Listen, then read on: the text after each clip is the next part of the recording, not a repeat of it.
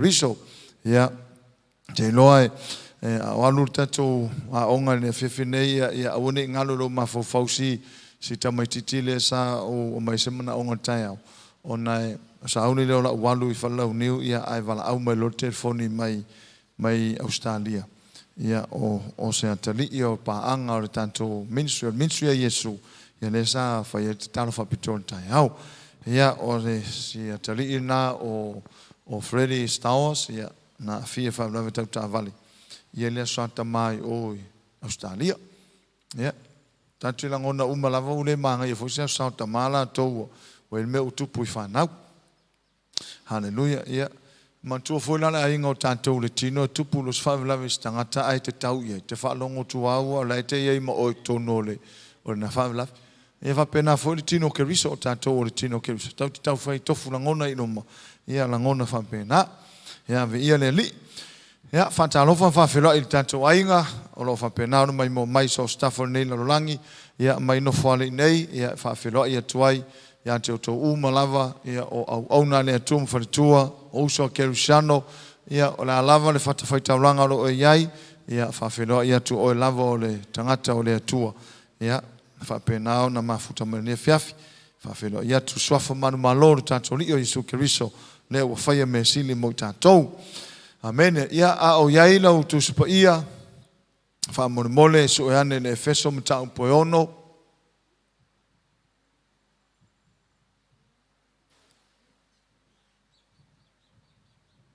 Ia share tātou wa onga nei share le upo le tua. Whasoa.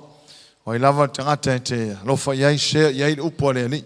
Whaonga ai lau telefoni na me whengaruenga naua ia aoe. Share ai tātou le upo le tua. Efeso mtau pe ono e fie whaitau ina whai posuma tolu. Whai posuma tolu lea e nga e se whaasoa le whewhinei. Whapelon whaitau ina wha Samoa. O le mea lea. I o tau tango ai I ofu tau ato o toa maile tua. Ina I o tau mawhaia ona te te atu pe a o I le aso vale. Pe a uma o no tau whaia o mea uma. Tau te tūtū maua I lava. Tau te tūtū maua I lava. Hallelujah. Ia, o I nālela tātou whaasoa ai. I le upu ane atua. O le tae ao, sa whaasoa le upu ua taunu, ua maea. Ia, sa whaasoa le ainga o le atua. Ua tātou mautinoa, o fufulu e se ina mane ato o toa e le atua tātou wangasana yala ya Keriso Yesu na iei le Luka a Ioane mtawa sumaneiva o fai potol se fulu na iei le fasi upuana le tite whapea ua taunu ia o la wingo natala ua mahea on avesea Yesu o tātou wangasala o avesea Yesu tātou wangasala toi paulavala le mele to toi leo mai o tangata e talia le mene whaia Yesu Mos fa te tainga lao tātou uma ia ua uma na talia Yesu ave mani whaola, ma ua le toi hola I le mesa tātou ie mua. Ua matua ave se ina lava Yesu o tātou wangasala. E le toi tā ua nang sala ia I tātou. Hallelujah. Le afia finei. E ele leina nai muli lava. E fia nga I tātou whaso. Ia Efeso mtau poeono wha suma le tolu. O le mea lea I tau tango ai of tau ato toa mai le atua. Ina I tau mawhaia on te e atu pe a ho I le aso vale. Pe a uma ono tau whaia o mea uma. Tau te tūtū maua I lava. I le leina muli lava e wha mamla maina mo tātou. E wha apelo na wha upuina. Pe a uma ono tau whaia o mea uma. Pe a uma mea ia na tātou whaia. Tau te tūtū maua I lava. Pe a uma ono tau whaia o mea uma. Tau te tūtū maua I lava. ESV. Therefore, take up the whole armor of God, that you may be able to withstand in the evil day, and having done all, to stand firm. Or the New Living Translation, therefore, put on every piece of God's armor so you will be able to resist the enemy in time of evil. Then after the battle, you will still be standing firm. Ole aonga nei o lo tātou iai mai o te fia e wha manatu atu le ainga o le atua. O lo tātou iai to tono se taua o lo tau ia so uma. Ai le o vaai o tātou mata ia so uma. O lo tātou iai i se taua o lo mawhai o na tau ia so uma. Tala noa le taua le, o lo tala noa i le taua whalenganga, our spiritual warfare. O le spiritual warfare o le mea o le tupu ia so uma. Ai e le o mawhai o na ngai o tangata fo o le taua le whai nei a Lucia ma Ukraine. E ngai oi e vai uma tua tangata wheo i maita ne tau ia o au penga ma whapapā whana ma tau ai pomu ma ta whangalo keti pisi wa alele wa tea pisi manuao o lai ngai oi tangata i te mi uma o le taua. I le tino la lea. Ai o le taua sili nei o te fie whailo atu. O le taua sili nei o na pisi a so upa. A o lai moe ia ne si e leo mamanamai. Ko sa o lai ve vesi le kaua lai ka angulu le si e leo mamanama o lai to tono le taua. A tatu o nei la le tino e wha, tino me nei. Ia a wha pe o lai o wheo ai wa whana fo i o lai ta whana mai au o lava ngā au. Ia ta whana fo i au i o lau o whetau wa i tuanua. A lai ka sa waka kuku maka pi li mai wha pe i le me o lai i le area o lai tau wari. No whanga tonu le tau wari tau. O ka ika la ka mua oki. Aisea, langa lau te mata i to tonu le me o lai whai i le taua. I le taua whale nganga. O lo o tau ia so uma. Whata alofa lo tua ima whai ai. O e lo le tau ia so uma le tau ana. O le tau ia so uma le tau ana. E le o se tau a fwole whapea. O a whea fwoi a maka i kako kau a whale nganga. Le ai, a maka ia so uma. Mata ia so uma.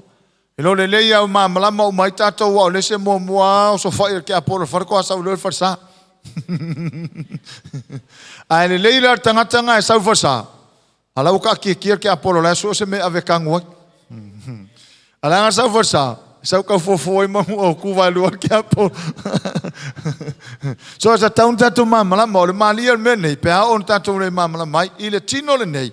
Ia kokero wa ai aku ngi. Ai o le mele tala no e tuspa ia whai mai. Pe a uma no tō whaia. O le me fia tuli loa. Pe a uma whai lea. O le ane me whai o na tutu ma wai lea. O le ane me tau na whai e tangata o na whata tutu mau. Whai mele wha Samoa. Pe a uma no tō whaia o mea uma. Tau te tutu mau wai lava. I le New Living Translation whai mai. Then after the battle you will still be standing firm. Pe a umanan tau le taua lea. E te tū mau wai. E a tile ina e mau le maftanga ma le li. A tile ina e lata i le li. O le fia tuli loa ina la o le melea. I le mau le fai mai fai bosuman tolu.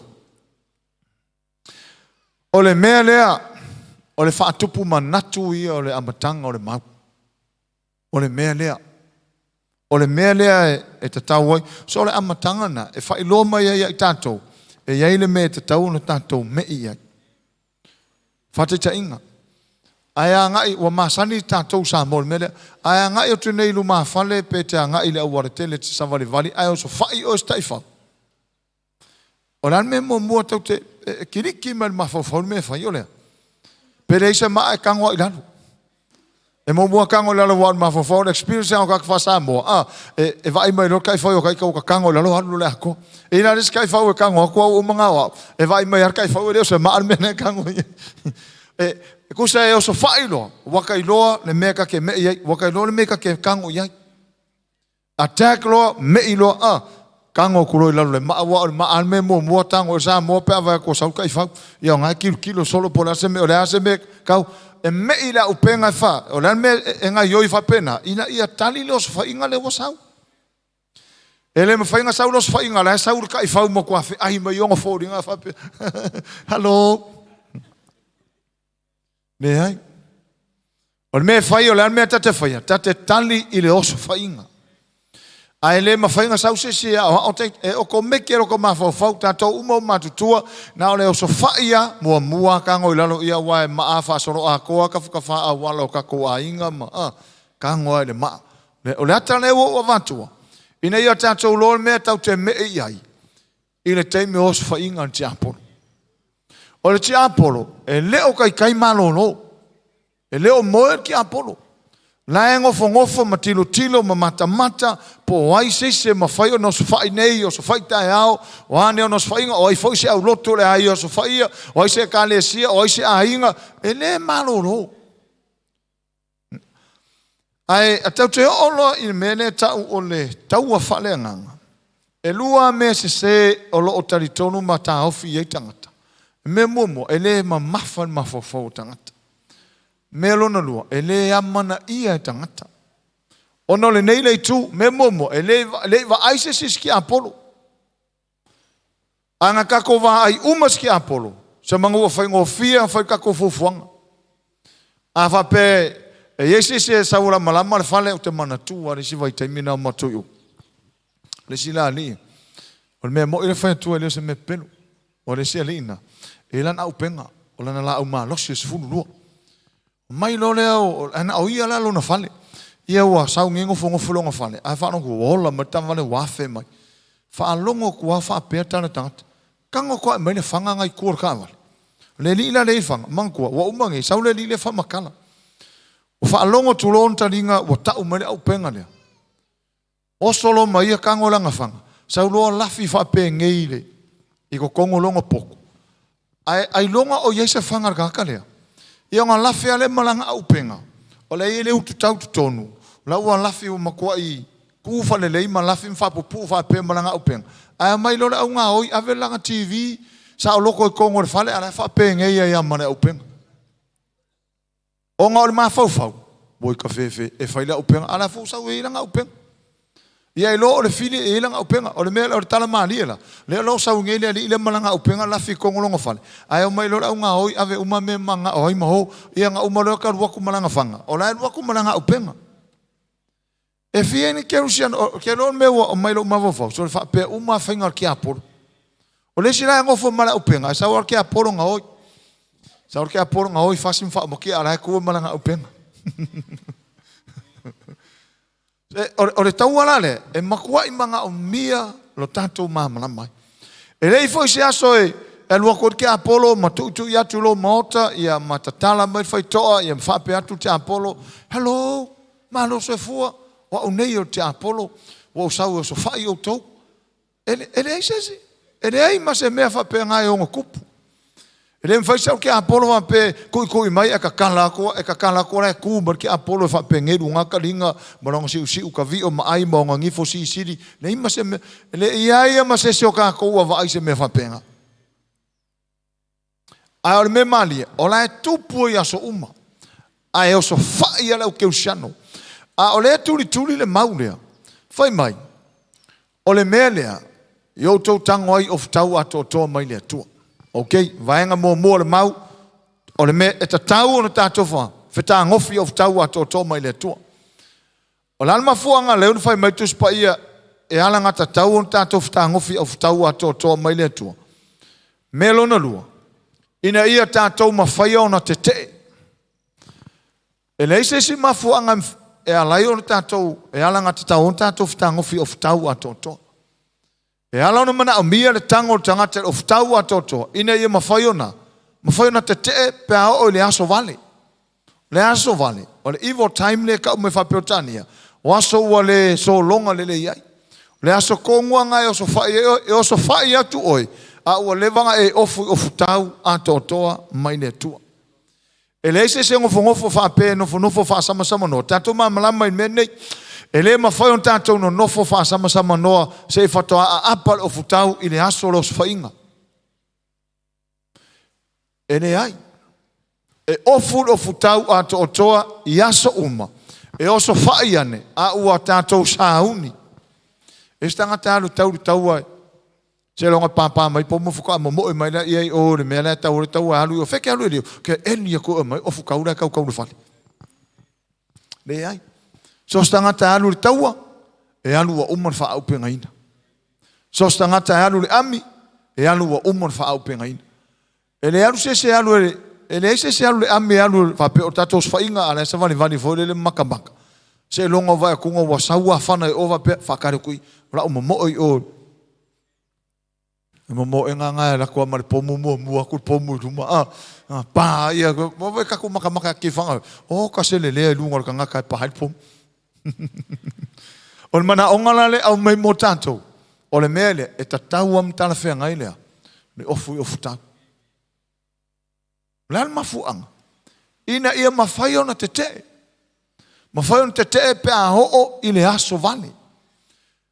A ho le aso vale ai o so faia tatou. Ua mawhai on tātou te eina aisa, ona nā e te ofu, o lea o te ofu, o lea tātou te ofu, i ofu tau a to toa. A umalola na tau le tau e le aso lea. E te le e foia i tua, o te le e vai vai, ai tātou te tū mau ai la. Tātou foile le fusu tono le maia, umalova a kua, e sisi i lunga lima, a umakua fula maile au karinga, fula maile mea, fula maile piko ia, kau a ule, fole le meia o makua fula mai. Alau mang malo. O le mea lea, ia o tau tango ai of tau ato tō mai le tua. Ina ia o tau mawhai on te e atu pe a ho o le aso van. Pe a umano tō whai o mea uma. O le mele au mai whai pusuma tau. E le ai ma se so tātou mawhai na tū mau tōnu maftanga ma le tua. Pe a o so whai a le eise of tau. Lale me maua pe a so whai le eise of tau. O le pau. O le afia, o le whaia ina, o le toi lalo. Ma sa haunge koe kūrwala au. Ia i loa o tangata, e maa nei o runga ngana le whaangala o Keusiano. O tātou tangata manu malo. Tātou tangata manu malo. We are the winners. Winner man, winner man, winner man. So, e moi kalanga.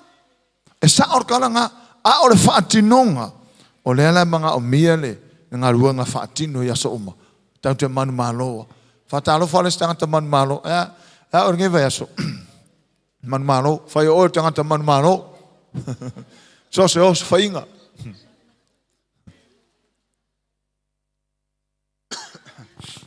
o mea lai lunga i le mea lai lunga a mata mai whai se fulu se fumatasi suma le lua a me uma ia fa solo mai lalo a me lo fai tau fai pos fuma fa solo i lalo o ina olo au mai ai fo linga o futau o me fai ngā ruenga le nā e ta tau mo le taua e ta tau mo le taua pero no fai ato le tele e lua me o lo fa sei nai ma le ma te ro tangata ia o me momo o me pito sili nei o le lea mana ia ina o le mafofau tangata e le heiseti apolo o le mafofau tangata o e whape mafofau tangata le iase se whakokua ki apolo le iase se whakokua ki apolo e le iase o le sila le me whaseina o na mafofau tangata e le ingi kaua whapenga o whaia e le o taitai ese taua o le o te whamanino ia te oe o le whai mai whai pasuma le lua a wata tau te le tauma tangata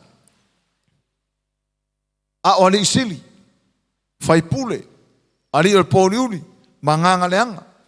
O la wale ia reka o ke kau o le whālea. O le whālea. Le wha solo mai lunga le awali i manolosi e whai ngō ali isili, o fai pule, saulo e ali o pōriuri, wha solo mai ke mongi e peko solo e suose me, e makua ia awhi, o le ala tātou te tau ia so uma. Al fai upo se furma le wha solo i lalo. O lo au mai ai i tu a inga o futau. O ila, o le fai mai fai suma le toru. E ala ngata tau o tātou whatangofi ai. E le mawhai o tātou whapea. Ia, kau a kuia ngale sei. Se koe kupo foi se si misang. Le ai, e le tau taua o futau. E alu, kamalaka pi kau o se vai. E alu ka mafusu kau nga me fai pele. A tangata tau whare nganga le kau o fukau. Musu lau ka oi, au kau o fukau oiro. Nanga ke afia i os whaingar ke aporo. O le mea ngā lenga afia ngō fia lesi. O ngā ua ngofu makakalala ngō fukau ma kau le whao fo le kuorong whase. Ai alu fo le peo Superman. Ne ai. E manga o mia o futau. Aisea, whai mai, o le mea lea i o tau tango o futau. O le mafu angoro tātou tūtū mau. O le tango o futau. O le mafu angoro tātou tūtū mau. O le tātou whao ngā ina o futau. I mai o tātou mamalama. O le taua le tau. Tātou te le o tau matangata. Mai tangata ngā ika ia oe. E le o tangata nā ita ia oe. O le tangata, o le spirit nai kua ka ngakanga. Whatalo wale o tua oe. Talo whai mawhai. E sisio lua kau ngekai. So o tātou umakau ke le o kau. E le o tau lesi malesi. Ai o lo tātou tau ma spirit ia e kua ako tangata na. O le la asanga le e whai e tātou. Whai mai tātou te leo tau matang. So awa e ala meka kui kau. O mea sine whakitā ona maua isa manato te luisi kiusian. Ona o mea tātou te tau. O spirit. O le taua e whale nganga. Le ale wingo le whale nganga. Ona o mea whale o le spirit. O mea e lewa ai e mata i e lua o tātou. E lewa ai o tātou mata i a nganga le anga. E lewa ai o tātou mata ua usu maisos whainga nganga le anga. E le pe o mei o mai aki whanga lai whapea ai o le whainga ngā o taua i o mai ngai o mai tangata fōne le ai. E lewa ai e mata nganga le anga a o mea nganga le anga o le whaingai. O le e o so whai e so uma. E o so whai e so uma. E a lakuro whare e so uma. E a ruaku ia o ia so uma. O le e o so whai a tātou ia so uma. O a ngangala. E le mana o mien a upenga whare tino e whaatou nalo ai a nganga. E le mana o mia le sau o le nganga ia ka alaku mas furu lua fole le whanga i le nganga. E le la vea. E kau ke le iloa. Tau te le iloa. O a upenga tala whenga i moa nganga. O a upenga fo i whale nganga. O ala upenga i. I ora o lo futau lea. Mua o le whamaoni. Lua o le amio tonu. Mai le whaatula nganga e le apostolo a. La fare pui le apostolo. Ai vava ai mai fafo i fita voi. La tutu ma la to o futau. O le pulou o le fata o futau. Sulu ngā titi. Ia o le pelu. Mea lava o le tao tarita. O fora maua lo le whaalinga lea. Tango lo apostolo tusin mele. O lo futau. Au mai la le o futau. O le nganga e le mwhai whaatou la loine se mea. Le mwhai whaatou la roina whaane tino le nganga. E whaatou lalo foi whaane nganga. E mana o mia o penga whaane nganga. Whaatou lalo i le nganga le anga. Waso ia ta whaalongo i tangata temi o le mamalama a o na ieni me tutupu. O na o maila ia le o istangata ua ote fole le. Ma ote ngia fole le nganga. Ko ke ka o mai fua i e leisa mea nge a ingo whaia. A ure ho e momoe whale lei.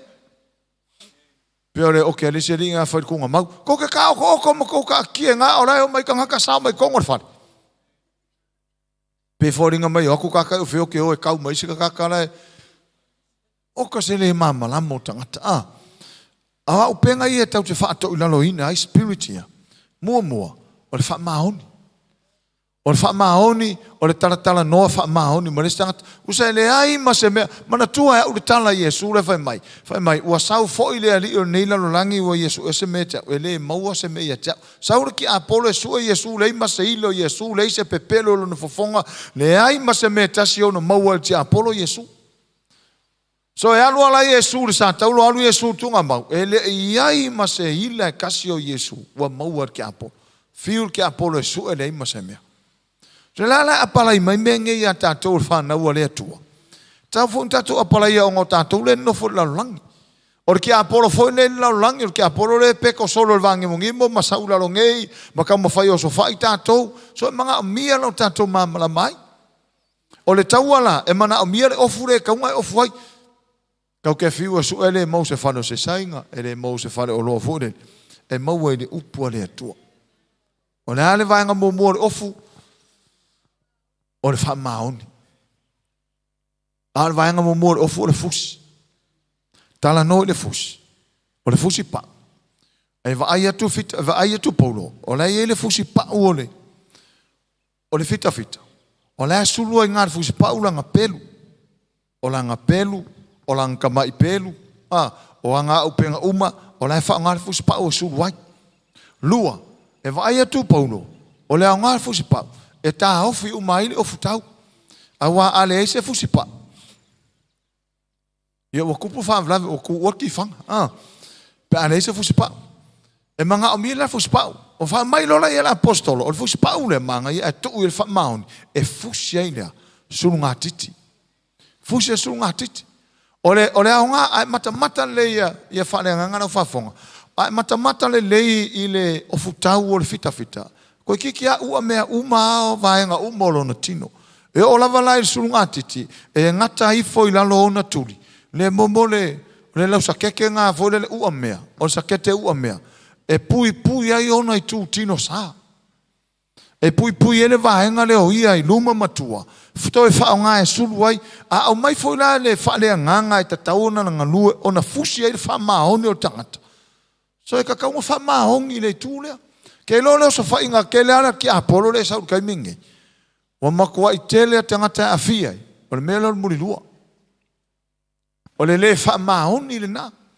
A o le mea le mana o mia o le puinga o le wha mahoni. Ne ere ngana le pasi lungo le tio. Tau si lau paanga e totas. O le wha mahoni mea nga. E ala langa pui e fita ia ona i tu tino i lalo i fona ia i le una tu tino sa. Ina ia auana ia a afia i oso whainga a le Filipe e whanga maise a u ke ura vea e ua mea uma. A mailo na wha maung fusia i aka wha maung po o whea lava le mea ka ke anu iai. Pero ka ke anu au piki. Peka ke anu i kukuina, peka ke anu i usina, peka ke anu sesi mea tausia. Le wha maoni fusia i ka ika. O surunga akiti e fusia i le. O le fusi. So mga amia i le waa foi lau tangata ma le atua. E mga amia foi wha maongi le maftanga lea. Wale si aka e se le wha maamla mga ta. O le tele io me mana o i le atua. A le wha maongi la maftanga ma le. A mana o wha malolonga e mana o mia wha malolo mai atu. Pe fo le se ka vingi le atua e le wha maongi e mga o wha malolonga ia. Se mga mi fa maun o le fusi pauna le mana o mi au ke shano te minge mo kingo ele mo ke apol o le fa maun pe ka ke sa vai ka fa maun pe anu nga ka ikangi usila ka fa maun pe ka la ko usila ka vai kunga e mu vai ia muri vai o au le au muri mai muri vai mu le se mea kir fo ia ka fa maun ia tu mau si o to sunga titi fa maun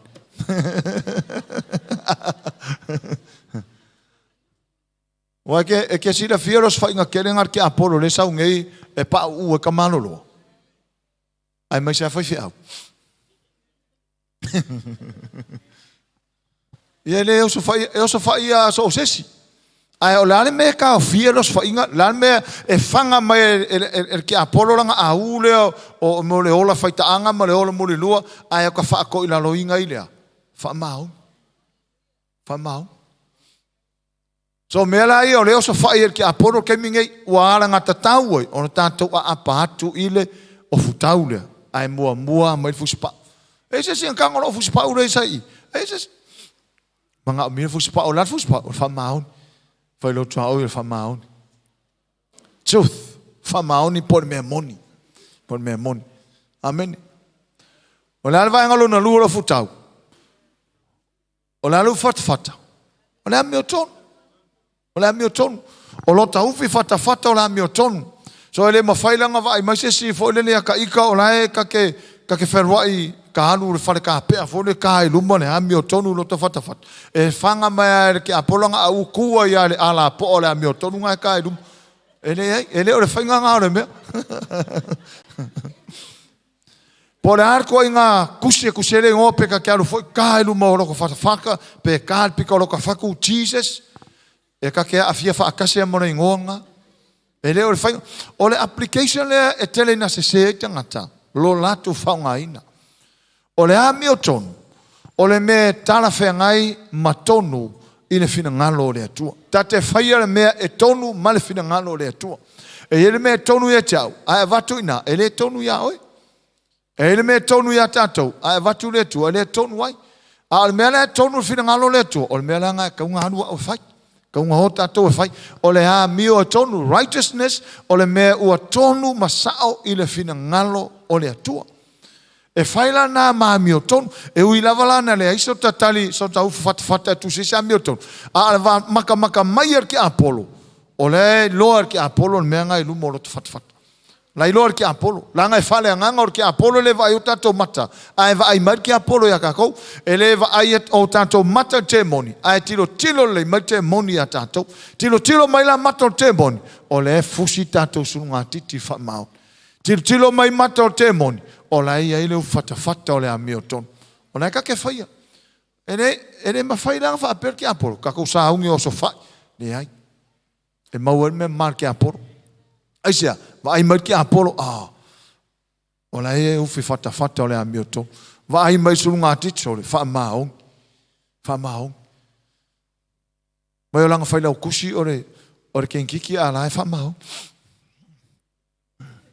kele yo menge e pe fo le pe fa talinga tu le istangata mai pe fo e ki ngai kalinga o si pe fa longo o le o me ai o le afia i kanga kai so afia i tangata tele o taimi afia i kamano lo afia i fai fia ele popole pe ka ke ala fa pe o ka fai fia mar ke Apollo o ke lo le ya o la usunga fai fia ka mai la o fai fia ke le fai fia pa u meio kama i ka so se le songa foi la morngi kama fai fia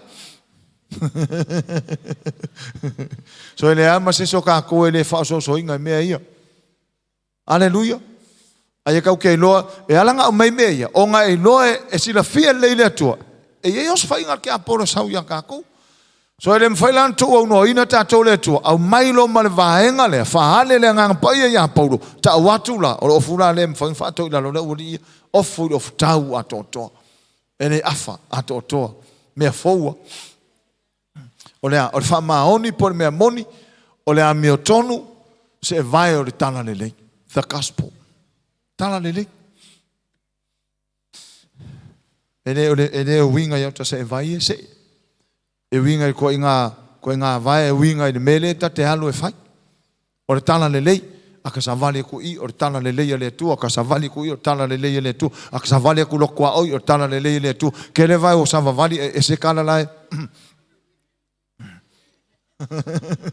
e leo se kana lelei e mafau ngela tala tu spaia fai mai e matango fie na ua e lungo maunga vai ale engi vai ngale munga ro ka ngukua le fongo karo kala Yesu o aisa e lengi o ka vai ai matango fie na ua vai lungo maunga vai o la to e au mai le tala lelei kofo kulo fale voi e alu ese wa e mafana fana ko fo kule kwa o ia waku tole wa fa mano sia o ko fo kule fale mai son o ngei mo kwa ka fale ko o si uso le nga sa ngei mo ko life ya urunga ko mo so manga kulele wa fa penga melanga ka o vai mana ia vai matango fie o le tala le lei good news la ya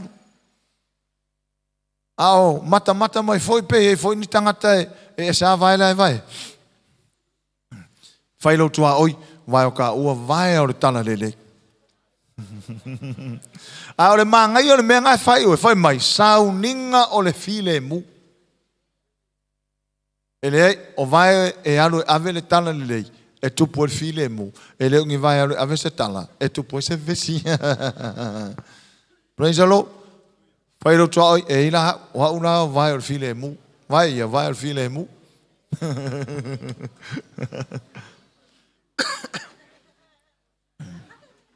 La se e ai sa ninga o file mu la me fa popo tali puni fa to o au penga ia o vaenga ia ofu o ni tools po ni me finga ruanga ia e ta tau mo tala fe ngai mo so se tangata tau kaunga i fai fe au e ka kaunga ia te oi so se ke usano e ta tau ona tango ia tango le famaoni o le ami o tonu se vai o sauningo tala le file mu o le fato tu o me uma e kaunga ia kako a maka marki Apollo le ato to me ia tato so le mafailanga i os fa ia kako a mfai kako os fa ia rako a mata marki Apollo le akoko e vai mainga sulunga tite famaoni e le se fato le ami o tonu le se vai pe kako so fa ia vai mà đấy đến sẽ vậy,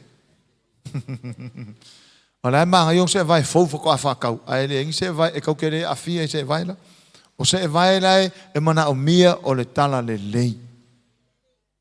Amen. Vai kako so fai vai ele se karika. Vai e fakua ele fakua. Ko so fai.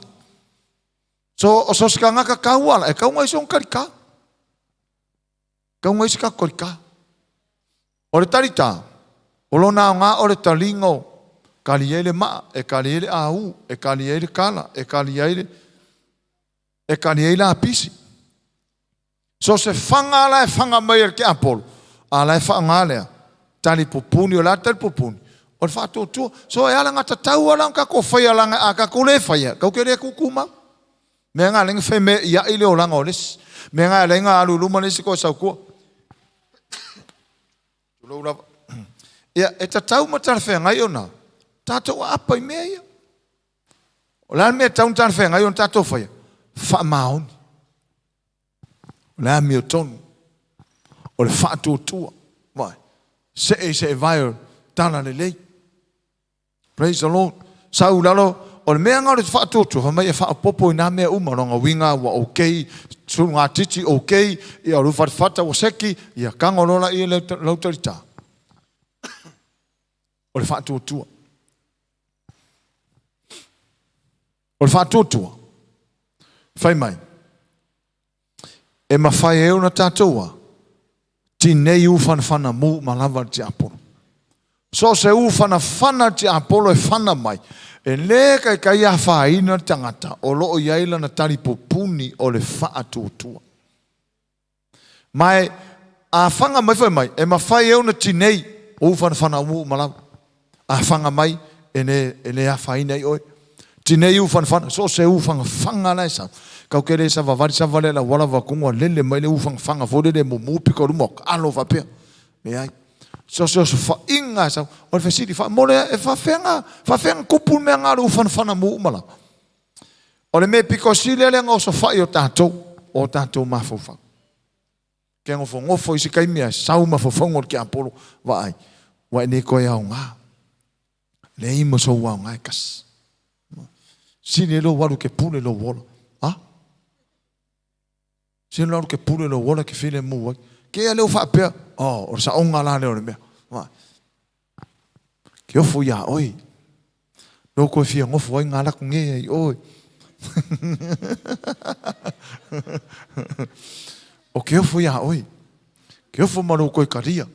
O le pepelo i o ngono i makanga sau mai ia. Ia ke ia rawa pea. O ke re karia oi. Ai mafua ngā whaakingo mele. O le mafua whaunga mar ke apolo. So se mafua whaunga le leia. O le ufanga whanga le mea ngā.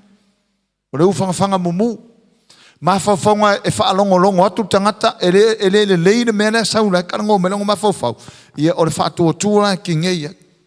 Whaatua tua e tinei ai. O le lale mea nei lalo ifo. Whai mai o le pulo o tau o le tanga. Ma le penu o le anganga. Whawhenga o ka whasia le whiri. E fasi le pelu. Wa iai le tali pupuni. Wa iai mea uma. Ai le mwhaingo ka kauranga le se pelu. So e ka kere ku mau fo ilanga le se pelu. E leo winga lo tala ia ta felo i mala tuspa ia so uma alu ma manga alu mar kuspa ia alu ma keke alu mar kuspa ia vai mata ngata la kum la kuspa ia. Le ai. O le iai o le. O le pelu loto i o ta fai o tai loa fa o ngā le pelu. Ia iai le upo le atua, mai tana tuspai, ia nofo foi le fionga le atua, i to tonu ia i tātou, ia tele, a wā ho inga tele, a e saulos fa inga, wa tele foi mea watu fafu. Say amen? So aso fai mai la ka kou ma fanga mai le u muar ki Apollo, fa pe mar ki Apollo le ai so wanga. Vai, e ne kai manga ia o fai. Vai ia o ko inga whatever ngai loko vai. Ko ia fea manga ia o fai. Vai rea manga ia fai ura wori ina kele la koku. Mar ki Apollo. Fa mai loka ika sa olele. Mea konga ia ke ia le wa afia. So fa inga fa pe ngai ko fa i le swafo Yesu. Ka u ele upu. Ka u le upu. Mai o la tali o le atua, mai le fionga le atua, o la tali o le atua, o le suli fatasi ma kerisa, o le wa e fangar ki Apollo le upo le atua, la ngo le pelu, la ngo le pelu. O le anga le pelu la, o le whatau ilano e le whiri. E le mawhai hokana ku malaka pelu a sau le whiri vai mai laka ke mua ruma malaka pelu kwa ima aia. Anaka ke mua ruma e kuri mai le kai le whiri.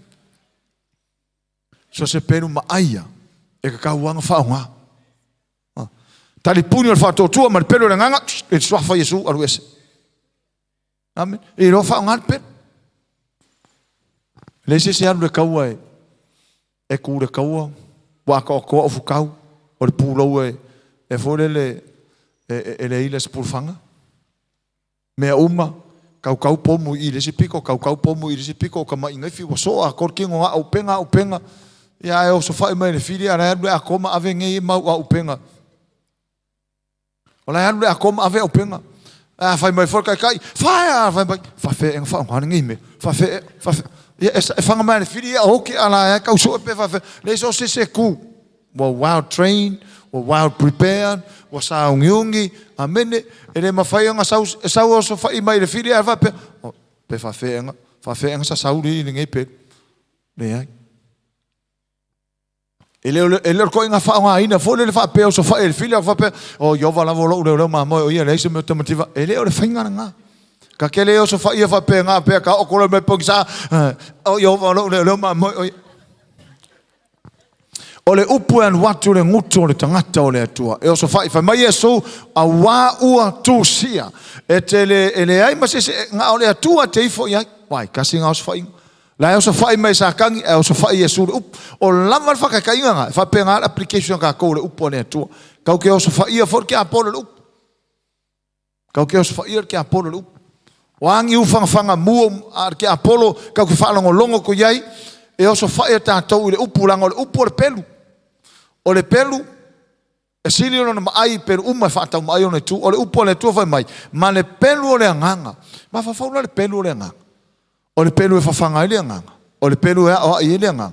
O le pelu e ifi fo isi a nganga i. Nganga le anga. E ifi uma le pelu. E leo le whanga ina fo le a osoro mai a ka laku. Mai lo, e kinga. Ia, kuifo. E a oro whaku, kuifo. Le a kirenki ngā le whaku kuifo kuspa ia. Le o le application ia sao. Ka ke kau kala i le upo le atua. Amene.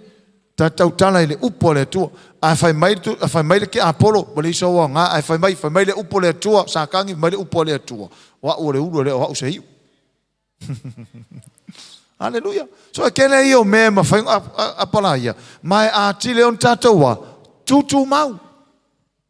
E alanga o isi fo i kua, o isi kerusano ma fo i kua. O ngā wale hei se pelu. O le se pelu ngā leu whakawhaka ma se e vae ma, ia ala ua mua wahalu le a koe kule le whiri, o le se pelu. E ka kaunga i lau peru. Whai lau kua au, wha ma i lau peru.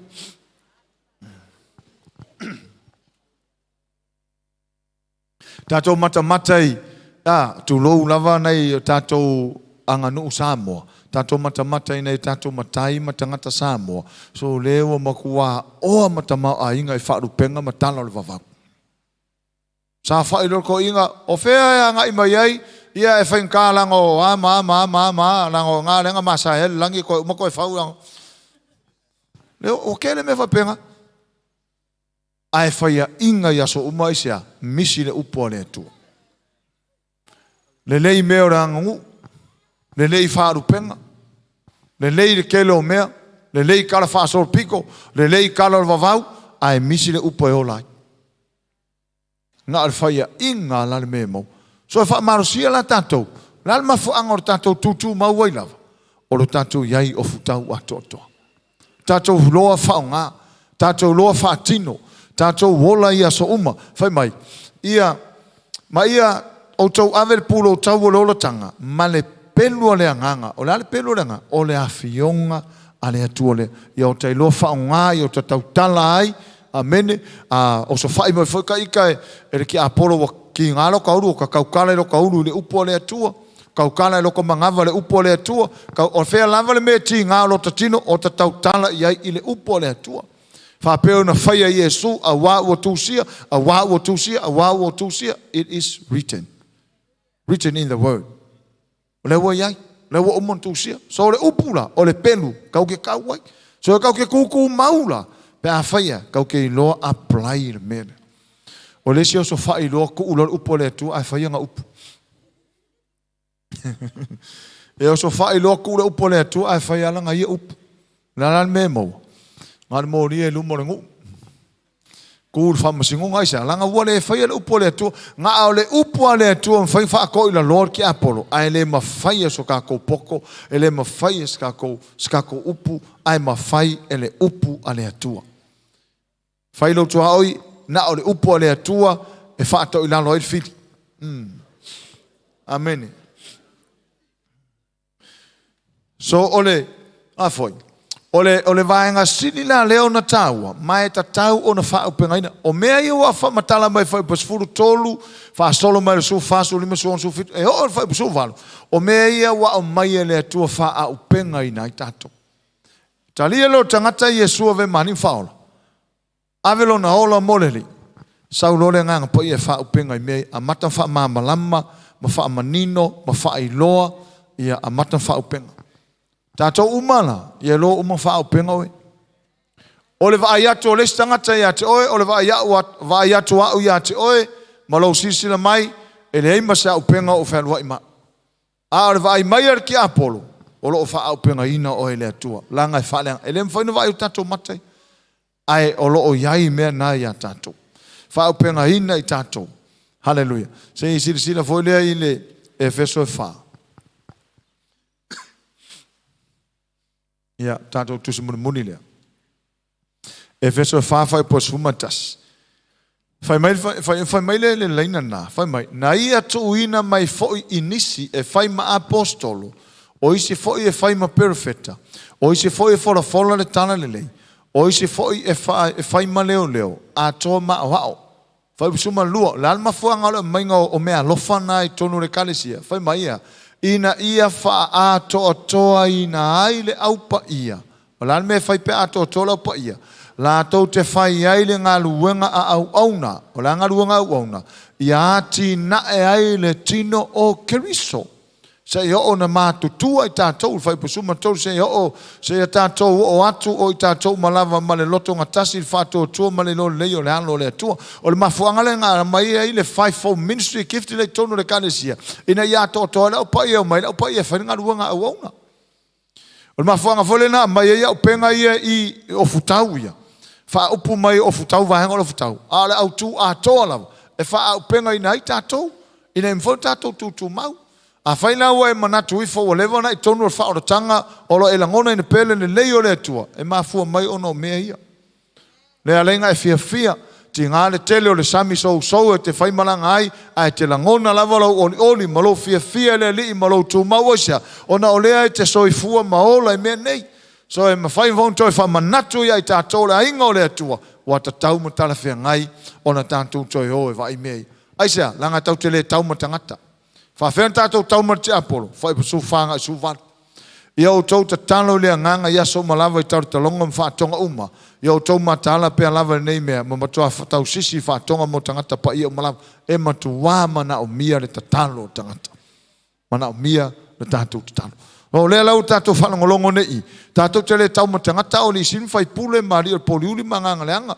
Whawhena kako kauma vaenga ia. Whaonga whai pasu whanga i lalo suwan. Whaonga mea ia. E leo se me foi le whapea taua ina tātou tala no ai. Ia ngala kua leo kangaka ia. Ia whaialanga ia poko e kauai. So stangata e alu le ami. So stangata e alu le taua. A o ngā train oe tangata ia wa lato whaia ngā luanga whatino hino kore ninga nei. E matua ia. E whai e tātou le mea leo wa umana train e kako. Wa umanga train, leo train tātou le upu. Wa mai foi vai ngā tāua le upu. So e ta tau matare whengai. Lo tātou wola hina o le mea lea. Ke vai le ei po a whawhika uni ke fia oe. E ke oli. E te fia. E te tū mau. Mai le whanga e tia oe. E o foi tātou ainga mai mo mai. Te leo tangata e oa ia. Fo i tua. E whawhitai lea tua na upu. Na paua leo le mea. A umon tātou whaia mea. Tau te tūtū mauaila. Ai ale umanga ko whai. Kau ke le kumau. So mga umiela whai ia uma. Whai leo kua oi. Whai ia uma wailo. Whai ia uma. E le maua whaleo saingan me lea. E maua ele upua lea tu. O la le ofu tau atoto. Mea i o tātou whalangolongai. O le mea moni. O le amio tonu. O le whatawhata. O le whamaoni. O le whatuotua. O le tala le lei. Amene. Ia. Mare upua le atua. o le upo le tua. Waku fa le upo le tua, waku matala atu lo tangutu, ala lu watu le upo le tua. Fa to ilalo mai mei. Amen. Ia. E lo le taua na o le tau nei. Aso uma. Manga o mia le upo le tua, mana o mia le pedu. Ma o mia le of tau. Amen. E ase so tatu le mana o mia famunianga le li. Manuia le tua tu mau. Tangata tu mau. Mai Yesu na o le tu mau se i ho ngata anga. E mawhai o na whao la ina. Ia. Ala mafuanga le tato tu mau pia. O le mele tato tana noi le afia fine. Ofu. Tango i of tau ato toa. Mai le atua. E le mai se tangata. E le mai le mafawhau o lesi. E le mai le poto o lesi. A mai sao le atua. Fea le atua. Ale. O fai lo mai le na upu. Ia. E mwhai un tātou tā waifa manuia tele le atua so tātou ainga ne fiafi e fole anga leo le atua le tātou ainga lo mai mo mai ma whapenao na ma futa mai lungo penga te whainang ia sea tātou a onga nei e fos tangata ua wawai u foitua ia so iai mwhana talata iai toi wha manatu iai ina mwhainto e foi mai le li ia vi ia i pēne lofo malanga leo le li ia wala watu tātou ainga wha mole pe fo tātou tūlai mai mole whaiwina o tātou maftanga ne fiafi